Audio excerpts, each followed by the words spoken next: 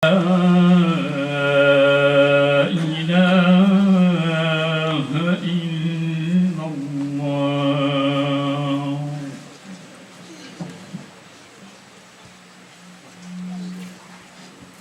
الحمد لله رب العالمين وأشهد أن لا إله إلا الله وحده لا شريك له والصلاة والسلام على المبعوث رحمة للعالمين. يا أيها الذين آمنوا اتقوا الله حق تقاته ولا تموتن إلا وأنتم مسلمون. يا أيها الناس اتقوا ربكم الذي خلقكم من نفس واحدة وخلق منها زوجها وبث منهما رجالا كثيرا ونساء واتقوا الله الذي تساءلون به والأرحام إن الله كان عليكم رقيبا. يا أيها الذين آمنوا اتقوا الله وقولوا قولا سديدا يصلح لكم أعمالكم ويغفر لكم ذنوبكم ومن يطع الله ورسوله فقد فاز فوزا عظيما. أما بعد، عن أنس بن مالك رضي الله عنه قال: كان النبي صلى الله عليه وسلم يقول: اللهم إني أعوذ بك من الهم والحزن وأعوذ بك من العجز والكسل وأعوذ بك من الجبن والبخل وأعوذ بك من غلبة الدين أو دلع الدين وقهر الرجال. Chers frères et sœurs, cette invocation, qui est l'une des invocations du prophète sallallahu alayhi wa sallam, nous allons essayer de méditer sur cette invocation. Comme il le dit, c'est savoir religieux très réputé. Il dit dans son livre intitulé Adda wa Dawa, la maladie et le remède. Il désigne par la maladie ici tout le problème dont l'homme peut souffrir, que ce soit spirituel, que ce soit émotionnel, que ce soit physique, que ce soit financier, tout dont l'homme peut souffrir. Le remède est dans la main de Dieu. Comment on l'obtient? Par l'invocation. Donc il parle ici de tout problème que le remède, l'invocation donne là. Il dit Al-adiyatu wa ta'awudat bi manzilati silah wa silahu bi daribihi la bi haddihi faqat. فمتى كان السلاح سلاحا تاما لا آفة به والسائد صائدا قويا والمانع مفقود حصلت به النكاية في العدو. فإذا تخلف واحد من هذه الثلاثة تخلف التعاثير. Il dit que l'invocation d'Allah, c'est deux côtés. D'invoquer Allah de te donner un bien ou d'invoquer Allah pour te protéger d'un mal. Il dit il est semblable, moi je vais dire, à un outil de travail, un matériel, un moyen par lequel on cherche quelque chose.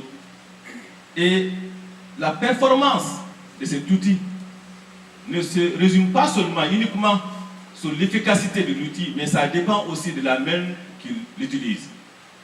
Si cette main est qualifiée et qu'il n'y a pas eu d'obstacle, on aura un résultat optimum. Mais si l'un d'eux manque, l'outil n'est pas bien. Ici, il parle de l'outil, ici, l'invocation.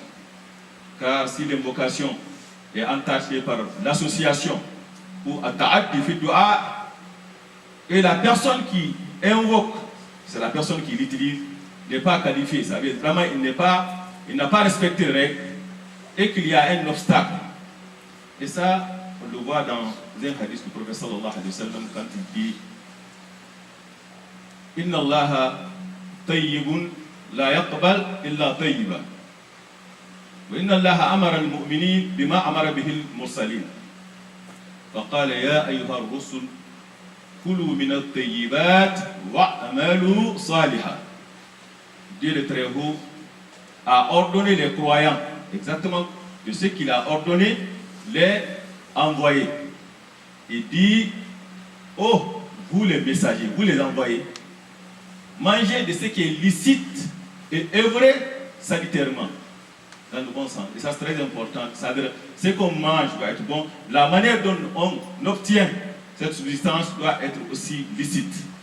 Et il ordonna aux croyants, Ya ayyuhallazina amanu, kulu min tayyibati ma razaqnakum.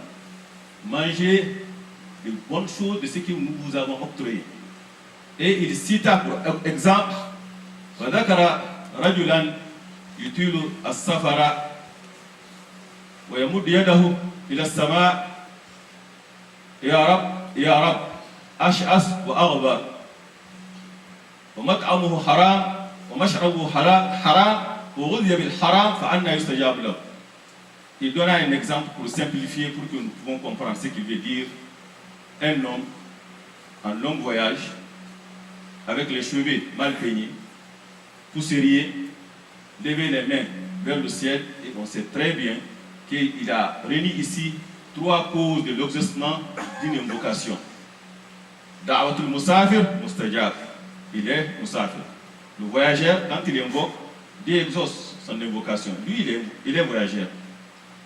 Et la façon dont il est, il y a l'humilité là-dedans. Dieu aussi, il exauce ça. Et ça, on le voit avec même Yom Arafat, quand Dieu se montre fier de ceux qui sont sur la plante de Arafat, comment ils sont. Et donc, il a les mêmes qualifications que ceux-là. Et il lève les mains vers le ciel. Et le prophète sallallahu alayhi wa sallam, Inna Allah hayyun karim, yastahi min abdihi idha rafa'a ilayhi yadayhi an yaruddahuma sifra khaibatayn. Dieu est pudeur, il se gêne de laisser les 2 mains qui se lèvent vers lui en évoquant de les laisser vides. Donc il a réuni tout. Mais malheureusement, son invocation ne sera pas exaucée. Pourquoi? Mata'amuhu haram, malbasuhu haram, wa ghudiya bil haram. La façon dont il se nourrit, c'est haram. Donc ça ne sera pas accepté. Donc c'est très important que l'outil qu'on utilise, comme le dit Ibn Qayyim, il dit Afdalul dhikr ma wata'a al-qalbu al-lisana wa kanat min al-ad'iyati an-nabawiyyah wa shahida al-dhakiru ma'anihi wa maqasidihi. Il dit la meilleure invocation, c'est l'invocation dans laquelle le croyant, ce qui est dans le cœur, ce qui se dit par la langue, c'est ce qui est dans le cœur. Et il y a un hadith du prophète sallallahu alayhi wa sallam qui dit Inna Allah la yaqbal du'a min qalbin ghafil. Dieu n'exauce pas une invocation qui vient d'un cœur inattentif, distrait. Donc c'est très important. Il dit que ça soit parmi les invocations du prophète sallallahu alayhi wa sallam, car beaucoup d'invocations est entachées par beaucoup d'irrégularités, des choses qui ne sont pas conformes aux enseignements coraniques, que ce soit l'association au bid'a. Mais quand c'est l'invocation du prophète sallallahu alayhi wa sallam, on est sûr et certain que cette invocation est efficace. Il dit wa shahid al-dhakir ma'anihi wa maqasidihi, et que la personne qui invoque comprend ce que ça veut dire l'invocation. Tu ne peux pas vraiment dire qu'il y a une concordance entre la langue et le cœur si on ne comprend pas. C'est pour cela aujourd'hui, alhamdulillah, nous allons essayer vraiment de comprendre et de méditer sur cette invocation. Quand on regarde cette invocation, on peut le partager en 3 groupes. Premièrement, il nous parle des symptômes du problème. Et il parle des causes du problème. Il nous parle du problème même. Les symptômes, il dit A'udhu bika minal hammi wal hazan. Je cherche refuge auprès de toi contre les soucis, contre la tristesse. Contre les soucis et la tristesse. Ce ne sont que des symptômes. C'est un problème qui a fait que la personne est attristée et il est soucié. Quel est ce problème? D'aller aider au qahar al-rijal, car c'est le fardeau de la dette. Il dit le fardeau de la dette et la domination des hommes. La domination des hommes. Et il a parlé de la cause, certaines causes de ceci. Il dit min al-ajaz wal kasal, de l'incapacité, de l'impuissance et la paresse. Min al-jubun, de lâcheté, wal bukhl, de l'avarice. Donc ça fait partie. Donc c'est très important. Nous allons aujourd'hui, alhamdulillah, nous allons parler de ce problème que moi je le résume à un seul, c'est la dette. C'est la dette. Car la dette est une cause qui fait que les hommes te dominent, que tu sois écrasé sous la dominance des gens. Et le prophète sallallahu alayhi wa sallam a multiplié l'invocation d'Allah de le protéger contre la dette, compte tenu le grand danger des dettes sur l'être humain, dans ce bas monde et dans l'au-delà. An Aïcha radiyallahu anha qalat كان النبي صلى الله عليه وسلم أكثر ما يتعوذ من المعثم والمغرم فقلت يا رسول الله ما أكثر ما تتعوذ من المغرم قال إنه من غرم حدث فكذب ووعد فأخلف. Aïcha radiyallahu anha dit, j'ai dit un jour au messager d'Allah, je te vois que tu implores tu implores Allah tant de te protéger contre la dette, contre le fardeau de la dette. Et dit Aïcha, quand une personne est confrontée à l'embarras pécuniaire, à l'embarras de dette, il s'endette, à l'embarras de difficultés financières, il s'endette. S'il s'endette, il ment quand il parle. Il ment quand il parle. Et il ne respecte pas le rendez-vous. Et ça, je témoigne beaucoup de ça. Tu vois un père de famille qui rentre chez lui tard et qui sort tôt pour échapper quoi aux créanciers et ne pas trouver là-bas. Donc c'est très important. La dette fait partie de certaines conséquences de la dette, fait partie de ça. Et il y a un proverbe qui dit Ad-dayn hammun bil-layl wa madallatun bin-nahar. C'est un souci pendant la nuit et une humiliation pendant la journée. Il fut même, dans le temps passé, avant l'islam même, une cause de l'esclavage. Quand une personne qui doit quelque chose à une personne, s'il ne fait pas, de rendre esclave à cause de ça. Et de nos jours, il y a la faillite, il y a les créanciers. Tout cela, on sait les conséquences des démarches. Ta vie privée est mise en public. On cherche de savoir combien tu gagnes, de quoi tu as besoin. Et c'est très important. Donc la dette fait partie de choses qui privent l'homme de sa liberté fondamentale. Ça, c'est très important. C'est pour cela que le prophète sallallahu alayhi wa sallam a demandé souvent que Dieu le protège de ça. Et ça, on parle de ce bas monde. Dans l'au-delà encore, c'est plus grave. C'est plus grave. Dans un hadith, un sahabi dit Kunna julusan inda Rasulillah sallallahu alayhi wa sallam فرفع رأسه إلى السماء ثم قال ماذا نزل من التشديد فسكتنا ففزعنا وسكتنا فلما كان من الغد فقلت يا رسول الله ماذا نزل من التشديد قال إن الرجل لو قتل في سبيل الله ثم أحيي ثم قتل ثم أحيي ثم قتل وعليه الدين لا يدخل الجنة حتى يقضى عنه دينه. Dans ce hadith du prophète sallallahu alayhi wa sallam, sahabi dit un jour, le messager d'Allah leva la tête vers le ciel, il dit que c'est grave ce qui vient d'être révélé. Nous fûmes pris par la panique. Le lendemain, je lui demanda, c'était à propos de quoi que vous avez qualifié de sévère, de gravité. Il dit, si une personne meurt pour une juste cause, et revient à la vie, et meurt encore pour une juste cause, et revient à la vie et meurt encore, ça veut dire 3 reprises. À 3 reprises, alors qu'il est endetté, il ne rentrera jamais au paradis aussi longtemps qu'il n'a pas payé ses dettes. Aussi longtemps qu'il n'a pas payé ses dettes. Il n'y a pas quelque chose de plus grave que ça. Et ça, c'est très important. Et les hadiths qui vont dans le sens sont très nombreux. Dans d'autres hadiths, il dit Mammat, wa bari'un min thalath dakhal al-jannah. Al-ulul, ad-dayn. Dans ce hadith, le prophète sallallahu alayhi wa sallam dit que quiconque meurt et il est exempt de 3 choses, il rentrera vraiment au paradis. C'est très important. La première chose, al-kibr, l'orgueil, al-ulul, le butin, l'argent public. Troisièmement, ad-dayn. Dans un autre hadith, le prophète sallallahu alayhi wa sallam, chaque fois qu'on amène un corps pour prier sur lui, il n'a jamais demandé quelles étaient ses œuvres. Mais il demande par contre, est-ce qu'il est endetté ou non? Si on dit qu'il est endetté, il demande à ses compagnons de pratiquer la prière mortuaire sur la personne. Et arriva un jour qu'on amena une personne, il demanda s'il est endetté, il dit oui, il est endetté de 2 dirhams. Il dit, priez sur votre compagnon, sur votre ami, votre frère. Abu Qatada était là, se proposa alors de prendre en charge les dettes. Le prophète sallallahu alayhi wa sallam effectua alors la prière mortuaire. Après quelques temps, il demanda à Abu Qatada, est-ce que as-tu payé, es-tu acquitté de ces dettes? chaque fois qu'il le demande, jusqu'au jour où il dit Al-Ad Hina Barudat alayhi jilduhu. C'est maintenant qu'il a sauvé le châtiment de la dette. Tellement que c'est grave. Tellement c'est grave. Donc c'est pour cela, la dette, le prophète sallallahu alayhi wa sallam multipliait souvent l'invocation d'Allah de lui protéger de la dette.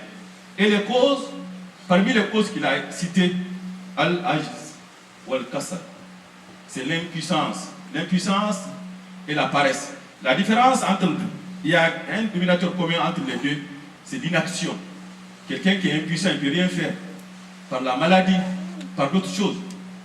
La paresse, il a la capacité de faire une chose, mais le cœur il n'est pas. C'est pour cela qu'Ibn Rajab dit, c'est le manque d'énergie et d'enthousiasme de faire une chose dont il a le devoir de le faire. Quelqu'un qui n'a pas d'énergie d'aller dans un dancing, lui, vraiment, il n'est pas paresseux. Quelqu'un qui n'a pas l'énergie, l'enthousiasme, vraiment, d'aller dans un maquis, lui, il n'est pas paresseux parce qu'il ne doit même pas aller là-bas. Quand il a la paresse maintenant, il n'a pas l'énergie de venir à la mosquée de prier, ça, on dit vraiment que la personne a la paresse. Donc, c'est très important. Il y a l'impuissance, il y a la paresse. Il y a la paresse. Il y a aussi, quand un musulman, le croyant, arrive à obtenir un bien, il fait tout pour le préserver. Il ne le gaspille pas. Il y a beaucoup de gens, malheureusement, Dieu leur donne un bien, mais ils le dilapident complètement. وَأَتِذَا الْقُرْبَ حَقَّهُ الْمِسْكِينِ وَابْنَ السَّبِيلِ وَلَا تُبَذِّرْ تَبْذِيرًا إِنَّ الْمُبَذِّرِينَ كَانُوا إِخْوَانَ الشَّيَاطِينِ وَكَانَ الشَّيْطَانُ لِرَبِّهِ كَفُورًا. Ne dépense pas indûment, car ceux qui dépensent indûment font partie des frères de diable. Quand on regarde la dette, ce qui ça pousse l'être humain de faire, c'est quoi? إِذَا حَدَّثَ كَذَبَ وَإِذَا أُؤْتُمِنَ إِذَا وَعَدَ أَخْلَفَ. C'est les mêmes caractéristiques, les défauts d'un hypocrite. Donc c'est très important. Quand il y a un bien, on garde très bien. Donc, la paresse n'est pas quelque chose qui est bien vu dans l'islam. Un croyant doit être actif. Et le prophète sallallahu alayhi wa sallam dit Al-yadul uliya khayrun min yadis sufla. Al-yadul uliya khayrun min yadis sufla. Wabda biman tahul. وخير الصدقة عن ظهر الغنى ومن يستعفف يعفه الله. وفي حديث آخر يقول المؤمن القوي خير وأحب إلى الله من المؤمن الضعيف وفي كل خير واحرص على ما ينفعك واستعن بالله ولا تعجز وإن أصابك شيء فلا تقل لو أني فعلت كذا كان كذا وكذا ولكن قل قدر الله ما شاء الله فعل فإن لو تفتح عليك عمل الشيطان. Dans ces deux hadiths du prophète sallallahu alayhi wa sallam, il dit la main qui donne, la main qui est supérieure est meilleure que la main qui est en bas. Donc le croyant doit tout faire d'être vraiment la personne qui donne, d'être active, de quelque chose vraiment d'entreprendre. Et ça c'est très important. Donc l'indépendance financière est quelque chose de très très requis dans l'islam. Et de nos jours ici, je dirais vraiment que c'est quelque chose d'obligatoire même. Car beaucoup de gens qui parlent de leurs problèmes, souvent ça vient de cette manque d'indépendance. Même beaucoup de gens sautent contre. Un croyant, c'est quelque chose qui innove, qui entreprend des choses, qui essaie d'être vraiment indépendant financièrement. Quand on est indépendant financièrement, qu'est-ce que c'est ça? Le travail même que la personne qui fait, c'est sa propre entreprise. La personne, souvent, il ne manque pas les prières. Et souvent, il ne manque pas de prières que les gens ici, ça vient de là-bas. Donc c'est très très important que la personne essaie de toute sa possibilité, sa capacité d'être indépendant financièrement. Et le prophète sallallahu alayhi wa sallam dit que la main qui est à haut, qui donne, est meilleure que la main qui est en bas. Et il dit que meilleure aumône, celle qui laisse la personne riche. Donc on ne donne pas tout ce qu'on a et on reste pauvre. Non. Et ça, il l'a dit avec Saad. Il dit Athulus Kathir. Innaka wa in tarakta warasatak aghniya khayrun laka an tatrukuhum ala yatakaffafuna an-nas. Il dit ton héritier laisse les riches et meilleur de les laisser pauvres en train de manger les gens. Et le prophète sallallahu alayhi wa sallam dit لأن يأخذ أحدكم حبلا فيأتي بحزمة من حطب فيبيعه خير له أن يسأل الناس آتوه أو منعوه. Que l'un de vous se lève, il prend les cordes, aller chercher du bois et vendre est meilleur pour lui que de mendier auprès des gens. qu'on lui donne, on ne le fasse pas. Donc c'est très important. L'islam nous encourage vraiment à entreprendre des choses, être actif. Et ça, il dit très bien. Il dit, wahris ala ma yanfa wasta'in billah wala ta'jil. Que de chercher avec énergie tout ce qui te porte le bien. Et ne réfléchis jamais. Et fie-toi à Allah, demande l'aide d'Allah. Donc c'est très bon. أقول قولي هذا واستغفر الله لي ولكم فاستغفروه إنه غفور رحيم. الحمد لله رب العالمين والصلاة والسلام على المبعوث رحمة للعالمين. Très chers frères et sœurs, le problème de la dette est tellement important et grave que l'islam a réglementé la dette. يا أيها الذين آمنوا إذا تداينتم بدين إلى أجل مسمى فاكتبوه وليكتب بينكم كاتب بالعدل. Dans ce ayah qui est le plus long, qui nous parle de la dette. Pourquoi je dis ça? Pas plus loin qu'il a le mois passé. L'un de nos frères me parlait d'un problème qu'il a avec son frère. Il lui a prêté plus de 100 000 $. Et au moment où il prêtait, c'était vraiment de bons amis. Après le prêt, c'est difficile de le retrouver. Non, il ne le trouve pas. Et ça arrive beaucoup de nos jours. Et le problème, les gens, c'est qu'eux-mêmes, ils ont commis l'erreur dès le début. Parce qu'ils n'ont pas respecté les règles que l'islam a mis concernant les prêts. Les règles de l'islam, et c'est très important.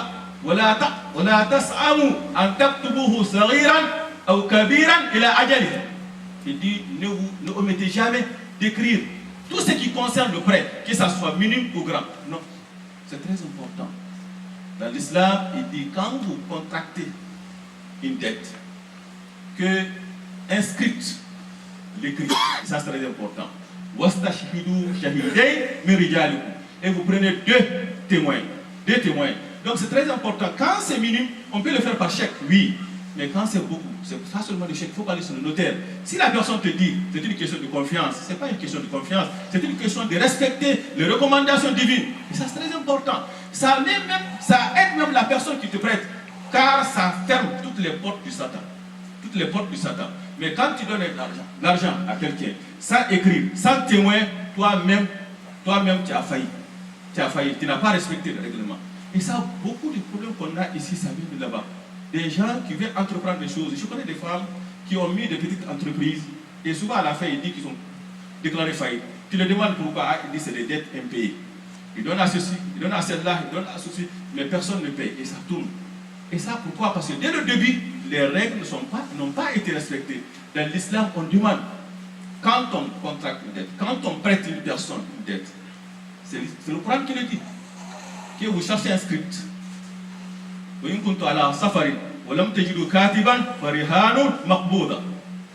vous ne trouvez pas aussi un témoin, un script qui est écrit, il n'y a pas de témoin, un gage, la remise d'un gage. La personne doit donner la gage. Et ça, c'est très important. Donc, ça fait partie de l'islam. Ça fait partie des règlements de l'islam. Quand on respecte les règles de l'islam comme il faut, il y a beaucoup de problèmes, on pourra vraiment les éviter. Mais quand on ne respecte pas, dès le début, à la fin maintenant, les gens disent, quand tu demandes à une personne, quand tu demandes de prêter, tu lui dis, on va écrire, tu n'as pas confiance en moi. Bien sûr, j'ai confiance en toi, mais celui qui t'a créé, il te connaît mieux que moi, et il dit d'écrire. Et de trouver deux témoins. Et ça aussi, ce n'est pas n'importe quelle personne qui écrit, c'est un script. Donc c'est très important de respecter les règles de l'islam et de méditer sur les versets coraniques, mais aussi des hadiths du prophète sallallahu alayhi wa sallam et multiplier l'invocation. Et ça c'est très important car ça nous met ensemble et ça établit la concorde entre nous. ربنا تقبل منا انك انت السميع العليم وتب علينا يا مولانا انك التواب الرحيم. اللهم اهدنا فيما هديت وعافنا فيما عافيت وتولنا فيمن توليت وبارك لنا فيما اعطيت واصرف عنا سوء ما قضيت انك تقضي ولا يقضى عليك. اللهم انا نسالك ان تؤمن بحلالك عن حرامك وتكفينا بفضلك عما سواك. اللهم اكفنا بفضلك عما سواك يا رب الرحمن الراحمين. اللهم انا نعوذ بك من الهم والحزن والعجز والكسل والجبن والبخل وغلبة الدين ومن قهر الرجال يا رب الرحمن الراحمين. قوموا الى الصلاه يرحمكم الله.